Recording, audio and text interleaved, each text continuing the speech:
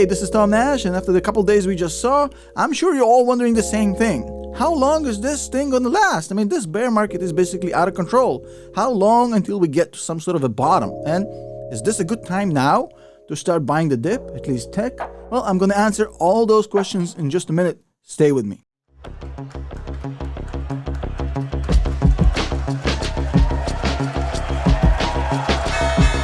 Hey, this is Tom, and thank you for staying with me. And over the past 2 years, we're putting a lot of money into the system. The money printer went extra hard, and we also made interest free, which means that there's no point in saving money, you're not getting any interest, and it's really easy to borrow money. It's literally free.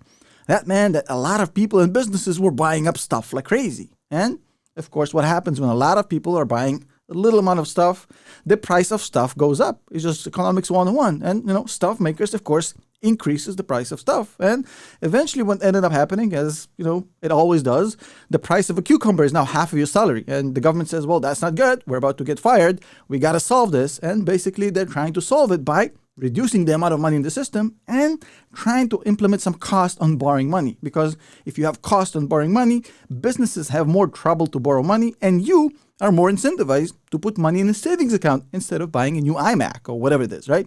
And that basically leads to less money printing, higher interest, and a slowdown of the economy. Because if you have less money to spend and you're more incentivized to save, and businesses have less money to borrow and develop, that leads to a shrinking of the activity. Basically, their businesses are firing people, saying, well, we don't need as many of you as we thought because business is slow. So they fire a few people in the beginning. Those few people now don't have a salary, so they don't have any money to spend. So they're buying less stuff. And eventually more businesses close because more people are buying less stuff. And eventually there's a cycle of shrinkage to the economy, eventually leading to one of two results, either a recession or a depression. Now, here's what's going to happen. We're either going to see a soft landing, which is good, or we're going to see a very hard crash, which is bad. Nobody really knows which one is going to happen except maybe Jim Cramer. But the thing is, one thing is for certain. If we get out of this thing with basically being able to breathe and the market is basically being at some sort of equilibrium, that's going to be a huge success for the Fed because they're going to eliminate inflation and still keep the market alive. However, there's always a possibility it's going to be a very hard landing and a terrifying crash in which the Fed, in its attempt to slow down inflation, is going to crash the market and the economy. And that's the scary scenario.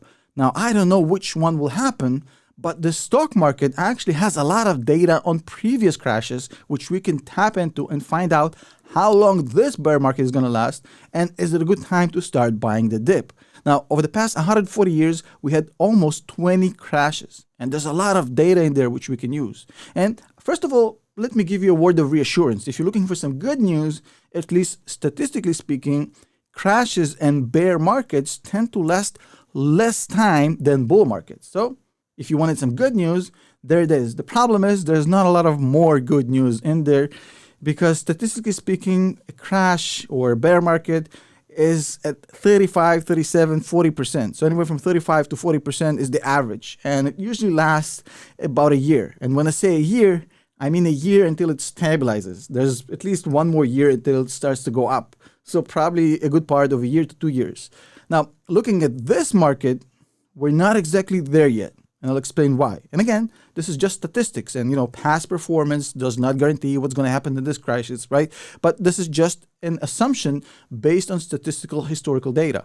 Right now, we're down about 23% on the NASDAQ from the highs we saw on December 27. And the NASDAQ, of course, would be representing here the tech sector. Now, the Dow Jones and the S&P 500 are not there yet. The Dow is about 10% down, the S&P about 13% down. But at least as far as the NASDAQ goes, it just blew past the definition of a bear market. For those of you who are not familiar with this, the definition of a bear market is 20%.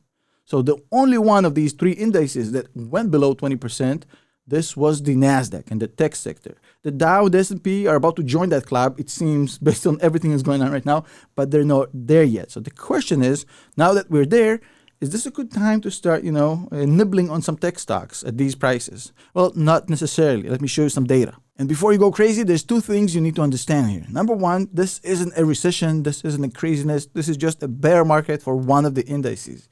This is not the end of the world. A huge shout out to the newest channel members and patrons. I'm going to list them in a second on the screen. Thank you for joining the community. I really appreciate it. See you in tomorrow's video.